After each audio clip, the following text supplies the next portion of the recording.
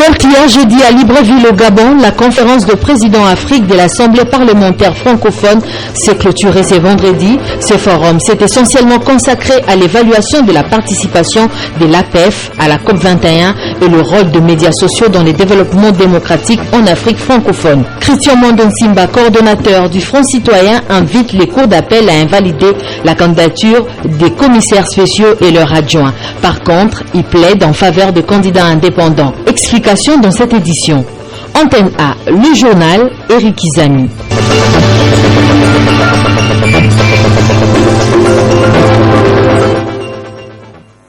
Bienvenue dans ce journal, mesdames et messieurs, bonsoir. Les travaux de la 8e conférence de présidents de l'Assemblée parlementaire francophone Zone Afrique se sont clôturés aujourd'hui, vendredi 4 mars 2016, à Libreville. Nous sommes au Gabon. Ouvert jeudi hier, donc, les travaux se sont focalisés sur la participation de l'APF à la COP 21 qui a eu lieu à Paris, en France, et le rôle joué par les médias sociaux dans le développement démocratique en Afrique francophone. Les commentaires vous est ici signés par Polydor Gaziani. C'est le jeudi 3 mars 2016 que s'est ouverte à Libreville au Gabon la conférence des présidents Afrique de l'Assemblée parlementaire francophone. L'évaluation de la participation de l'Assemblée parlementaire francophone à la COP 21 sur le changement climatique et le rôle des médias sociaux dans le développement démocratique en Afrique francophone sont au menu des discussions qui s'y déroulent, et ce durant 2 jours. Le président de l'Assemblée nationale du Gabon, Guinzou Bandama, a salué la présence de tous les présidents APF à ses assises. Quant à l'honorable Obeng Minaku, président de l'APF et président de l'Assemblée nationale de la RDC, il a rappelé les actions de cette organisation et les défis auxquels elle fait face, à savoir le respect de l'état de droit et de la démocratie, la promotion des droits de l'homme, l'égalité homme-femme, la croissance économique inclusive et la lutte contre le terrorisme. Les potentialités économiques, ce n'est sûrement pas ce qui nous manque en Afrique. Nous avons l'une des terres les plus fertiles au monde, le climat le plus clément, un potentiel hydroélectrique important, des minéraux de toutes sortes, du pétrole, du gaz naturel et j'en passe. Mais la question qui revient toujours est celle de savoir ce que nous en faisons. Ce que nous en avons fait, ce que nous en faisons maintenant et ce que nous en ferons, chers collègues. Les économies africaines, depuis bientôt 10 ans, enregistrent des performances notables au plan des indicateurs macroéconomiques, confirmant une courbe de plus en plus positive.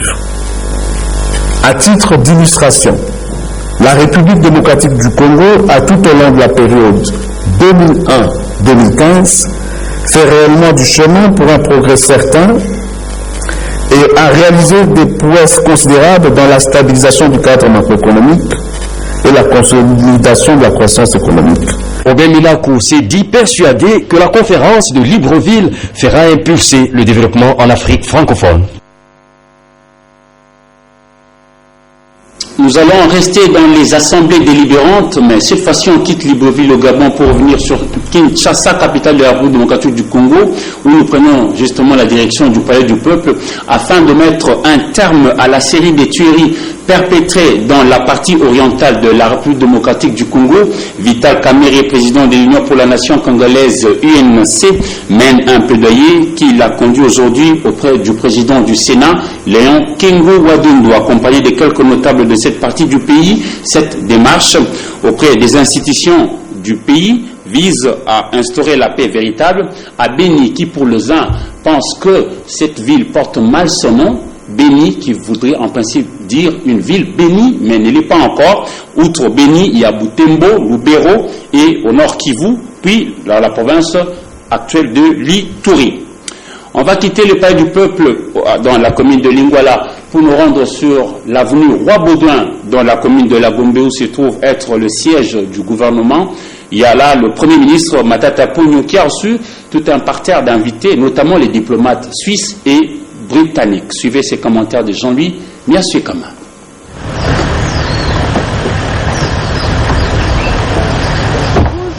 Ballet diplomatique à la primature. D'abord, c'est la ministre suédoise des Affaires étrangères, Margot Wallström. Et ensuite, c'est le sous-secrétaire d'État parlementaire britannique Nick House. Il en va des déclarations de chacun. On a constaté qu'on a une longue aussi échangé sur les moyens d'établir ou de reconstruire la paix et la stabilité au Congo, base essentielle pour un développement durable socio-économique. Que le genre, l'aspect genre est une priorité transversale dans tout ce que nous faisons en Suède, au Congo. Nous avons une politique étrangère et nationale délibérément féministe. Ce matin, et donc c'est un partenariat à long terme pour travailler ensemble à venir pour que la RDC ait beaucoup de ressources afin de livrer ses services vis-à-vis de sa population. Donc ce n'est pas un nouvel investissement, ce n'est que la continuité de ce en quoi nous avons déjà exercé comme rapport. Ces deux personnalités vont continuer leur rôle des autorités congolaises.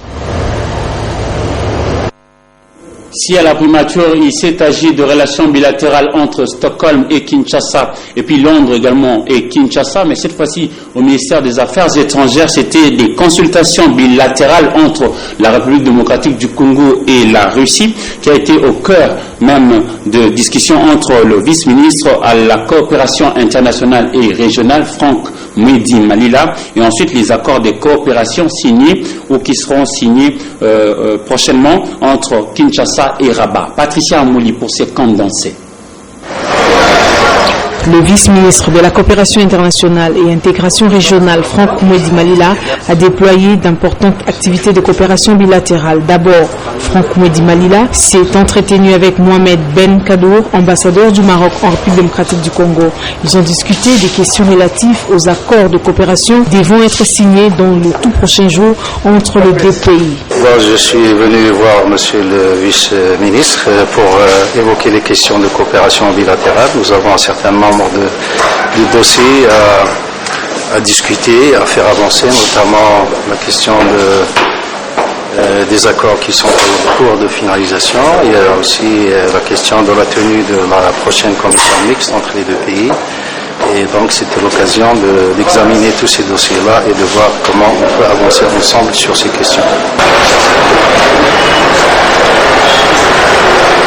Ensuite, le vice-ministre Franck Mwedi Malila a eu de fructueuses discussions avec l'ambassadeur de Russie en RDC, Igor Evdokimov. Objectif, faire une mise au point de la prochaine visite de travail du vice-ministre congolais de coopération à Moscou dans le cadre de consultations bilatérales entre les deux pays à travers leurs ministères respectifs des Affaires étrangères. Ça reste d'actualité. Élection de gouverneurs et vice-gouverneurs dans le 21 nouvelles provinces parmi le 26 que compte la République démocratique du Congo. Christian Mwando Simba, coordonnateur du Front citoyen, invite les cours d'appel à confirmer la validité des candidatures des indépendants, par contre d'invalider celle des commissaires spéciaux et leurs adjoints engagés dans la course électorale. Au point de presse organisé aujourd'hui à Faden House à La Gombe, on retrouve Domomat et Ange Kassa. Après analyse des articles 5 et 22 respectivement de la Constitution et de la loi électorale, le député Christian Mwando estime que la décision de la CENI d'invalider certaines candidatures des indépendants n'est pas fondée. Il appelle le cours d'appel à dire le droit.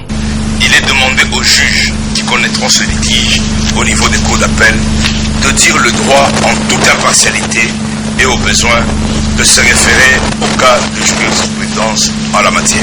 Les indépendants doivent donc être rétablis dans leurs droits. Par contre, les candidatures de commissaires spéciaux et leurs adjoints doivent être invalidées. Les coordonnateurs du Front citoyen s'expliquent. En effet, les commissaires spéciaux et leurs adjoints sont, de par leur acte de nomination, des hauts fonctionnaires de la République, commissaires spéciaux du gouvernement à l'opposé des gouverneurs de province qui, eux, sont élus. Ainsi, le point 4 de l'article 10 relatif à l'inéligibilité devra leur être opposé. Et par voie de conséquence, ils devront cesser de prester. Le fait pour eux de continuer à exercer leurs fonctions signifie qu'ils ont tacitement renoncé à la dite mise en disponibilité. La CENI d'œuvrer dans ces conditions, ne pas recevoir leur candidature. Néanmoins, à la suite de la publication des listes provisoires, on ose croire que ces candidatures seront invalidées par la Cour d'appel compétente du ressort sur réclamation des partis politiques ou des autres candidats. Candidat au poste de gouverneur de la Tanganyika, Christian Mwando Simba a lui-même déposé, en date du 2 mars, auprès de la Cour d'appel de Lubumbashi, une requête en invalidation des candidatures de Ngoï Kitangala, actuel commissaire de la dite province. Les documents stratégiques du programme national d'éducation financière a été présenté puis validé hier jeudi.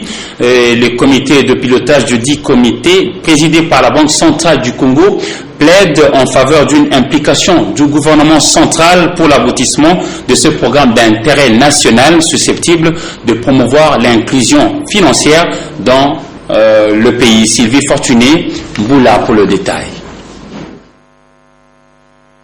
Présidé par le vice-gouverneur de la Banque centrale du Congo, Jules Bondombe Asango, cette deuxième réunion du comité de pilotage du programme national d'éducation financière était essentiellement focalisée sur la présentation puis la validation du document stratégique du programme national d'éducation financière. Au total, 6 points relatifs à ces documents ont été passés au peigne fin, notamment par les experts de la Banque centrale du Congo, des associations professionnelles de banques, des ministres sectoriels ainsi que des partenaires au développement. Il s'agit de l'adoption du compte-rendu de la réunion du 18 juin 2015, l'adoption de l'ébauche du programme, l'adoption du logo, du slogan, ainsi que de la présentation de prochaines étapes. Ces programmes nationaux d'éducation financière visent à doter la population congolaise des connaissances, des compétences et de la confiance nécessaires pour une gestion optimale des finances. L'alternative aujourd'hui, c'est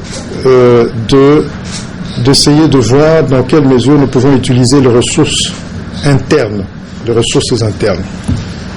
Ça veut dire à ce moment-là qu'il faut organiser les structures qui recueillent ou qui mobilisent l'épargne intérieure pour pouvoir les canaliser vers, disons, ceux qui en ont besoin pour soutenir l'activité productive.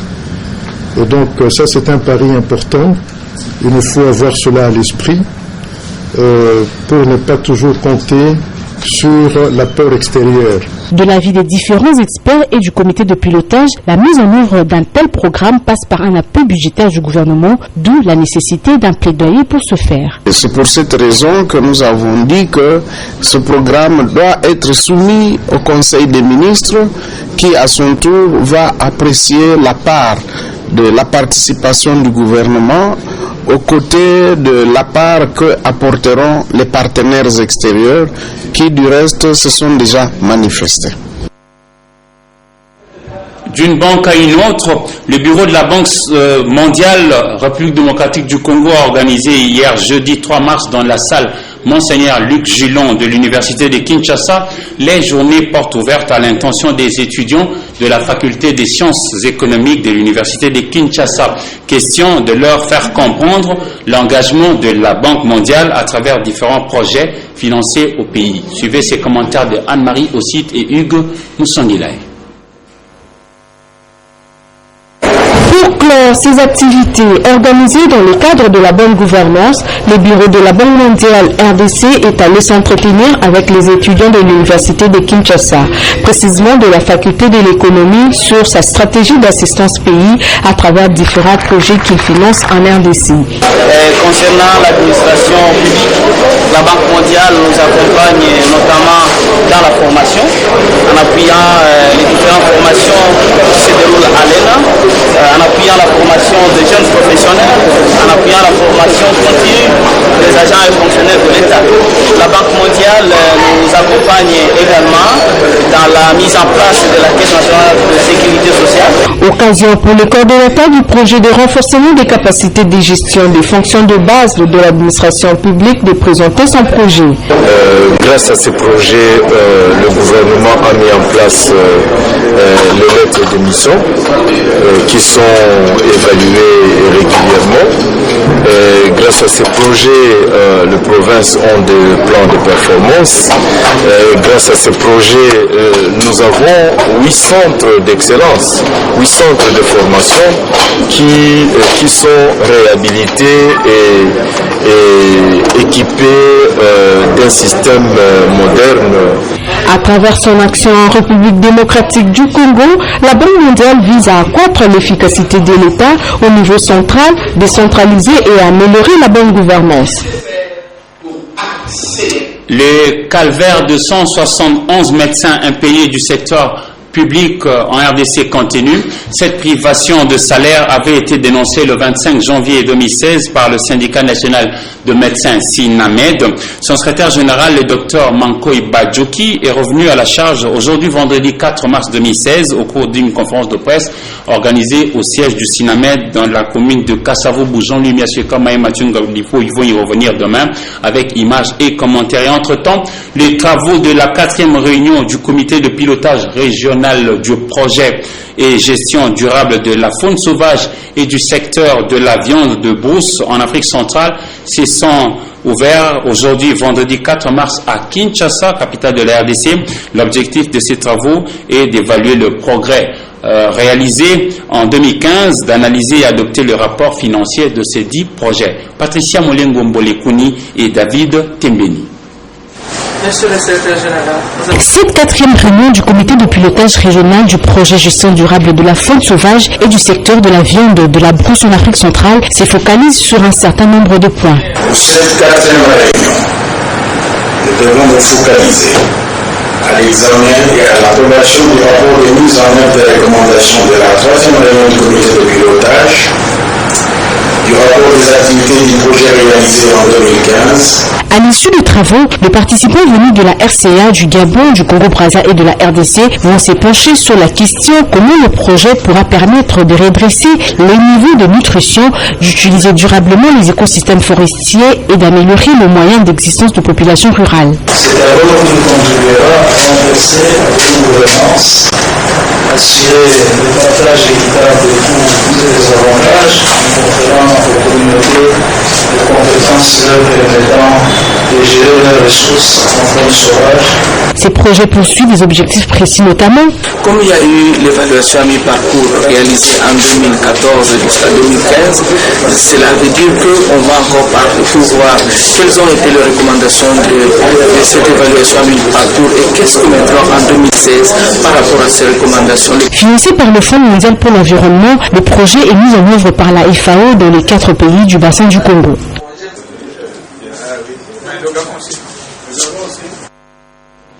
Neuvième de la série, depuis le début de l'année 2016, la Société nationale d'assurance SONAS a instruit la paie de 140 dossiers sinistres dans les branches assurance vie, incendie et automobile. Témoin de l'événement, Willy Kacha. 3 branches d'assurance étaient au centre de la paie de 140 dossiers à l'espace jeudi sinistre au siège de la SONAS ce 3 mars 2016. Il s'agit de la branche d'assurance vie, incendie et automobile. Elles ont été payées aux victimes des sinistres après examen des dossiers par les experts de la SONAS. L'opération jeudi sinistre de la semaine en cours est la première du mois de mars et 9e depuis que l'année 2016 a débuté. À Kinshasa, tout comme à l'arrière-pays, la paie des dossiers sinistres s'est déroulée en toute transparence sous la coordination du département des sinistrés. Cette paie, rappelons-le, a connu l'implication personnelle de l'administrateur délégué de la SONAS. Carole Aguito Amela, qui a toujours fait de la paie des dossiers sinistres son cheval de bataille, reste optimiste quant à l'avenir meilleur de la SONAS, ce grâce à sa vision qui est celle d'atteindre les sinistres zéro dans les jours à venir. Ce qui n'est pas impossible pour cette Congolaise qui a déjà prouvé à la face du monde ce dont elle est capable en ramenant la SONAS non seulement à la catégorie A, mais aussi et surtout au rang des grandes entreprises d'assurance en Afrique. Par ailleurs, l'entreprise Vlisco fait la réduction du prix de pagne Java et ça se passe uniquement à la boutique Nyota située sur l'avenue Tombalbaye numéro 12 dans la commune de Lagombe. Nadia Poulin-Fouka. Le mois de mars frappe déjà à nos portes et Vlisco n'a pas dérogé à la règle, celle de réserver un traitement particulier à la femme. L'entreprise, par ses produits, a voulu satisfaire les besoins de la femme congolaise, surtout des Quinoises. Voilà pourquoi elle procède du 1er au 30 mars à une réduction du prix du pagne Java à 30%. Et c'est la boutique Nyota située sur l'avenue Tombalbaye en face de GG Market, ex-Kinmazière. Madame Nyota, distributrice de produits Vlisco, explique comment cela va se dérouler. Nous allons fêter avec FAST le mois de la femme. Permettre aux mamans, à la femme, d'acheter les produits Vlisco au prix le meilleur. Le prix le meilleur, c'est-à-dire avec beaucoup de promotions. Des promotions comme les mamans aiment bien les avoir. Pour le moment, nous faisons une promotion très intéressante sur le Java. Une promotion qui nous amène au prix de moins 30%. En d'autres termes, les mamans vont acheter pendant tous les mois de la femme les Java à moins 30%. Le mois de mars est aussi un grand moment de cadeaux en famille. Il est demandé aux hommes de venir faire plaisir à leur épouse, mère et petite sœur. Nous aimons dire que le mois de la femme, c'est aussi le mois des hommes. Il n'y a pas d'homme sans femme, il n'y a pas de femme sans homme. Et si les hommes n'étaient pas là, nous ne serions pas des épouses. Si nous sommes des épouses, c'est parce qu'il y a des époux. Et surtout, ce sont les hommes que nous voulons voir dans nos boutiques venir acheter pour les femmes. Cette promotion est prévue juste pour un mois. Aux femmes congolaises de la capitale Kinshasa de s'y hâter, car le stock est limité.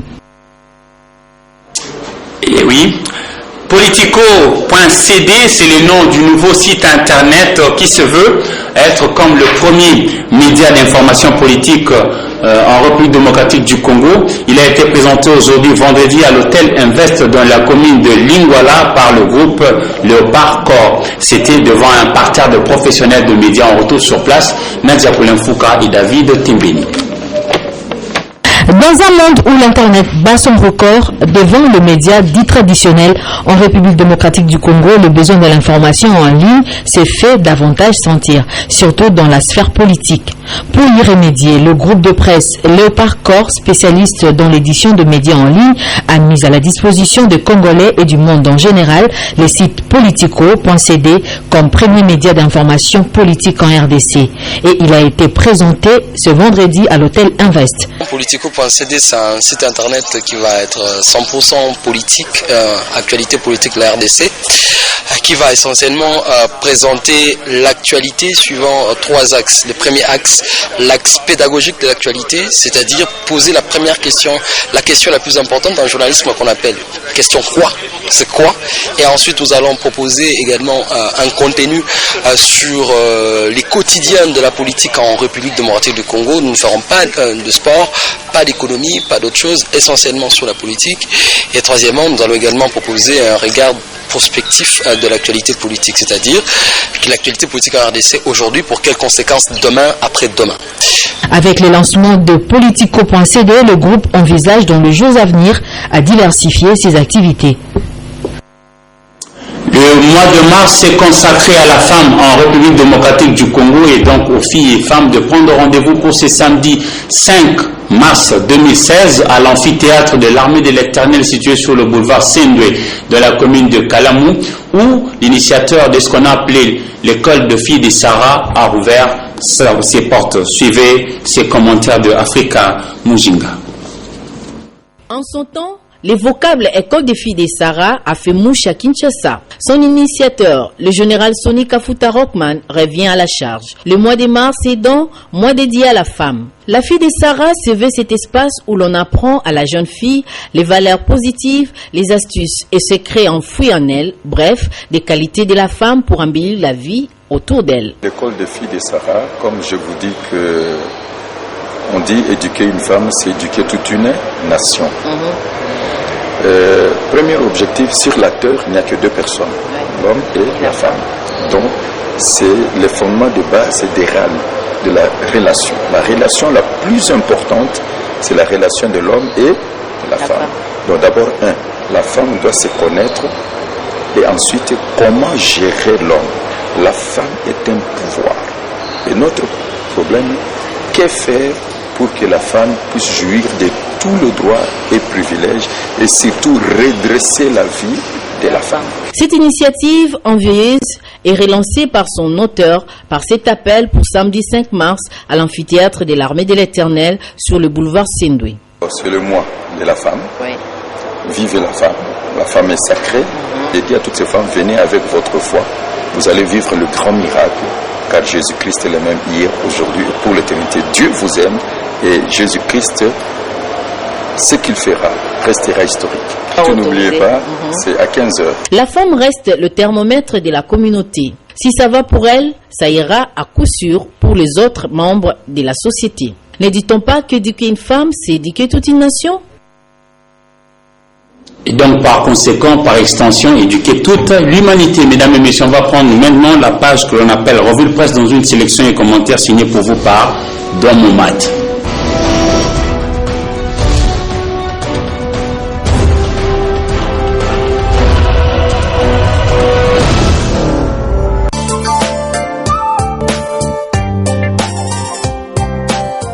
Mesdames, Messieurs, bonsoir. L'élection des gouverneurs continue à faire la une à Kinshasa. Dans ces colonnes, Cité africaine note, après l'invalidation des candidats indépendants, la SCOT dénonce la dérive de la CENI. Ce parti s'est dit indigné par l'infodation de la CENI à la majorité présidentielle, à en croire Denis Numbi, porte-parole de ces partis.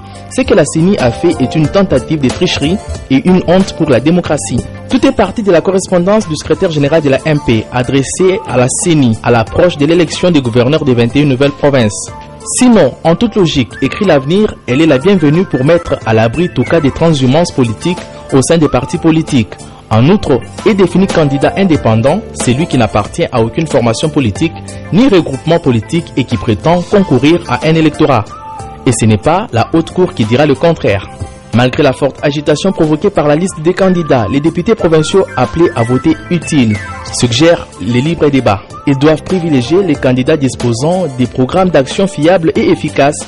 Ils doivent tenir absolument compte de la situation dans laquelle se trouvent les nouvelles provinces dont les populations vivent dans la totale précarité. Pour la relance, le processus électoral est au gré des vagues.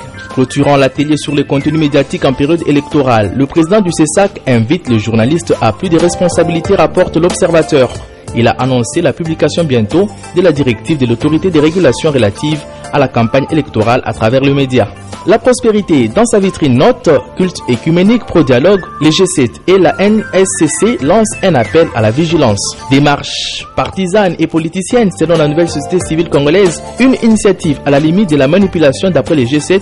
Dans tous les cas, les cultes écuméniques organisent certains pasteurs ce samedi 5 mars au stade de Martyrs est loin d'être perçu par les organisations politiques et sociales qui militent pour le respect absolu de la Constitution comme une simple prière sincère à Dieu.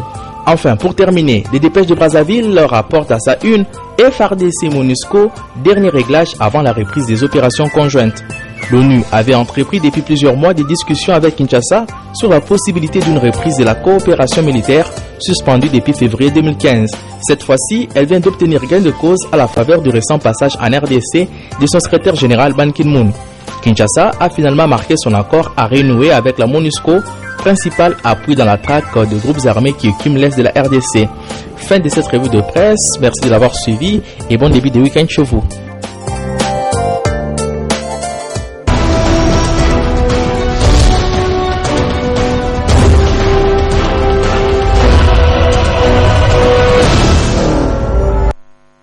Mesdames et messieurs, c'est aussi la fin de ce journal. Merci à vous de l'avoir suivi et surtout bon week-end dans vos familles. Au revoir.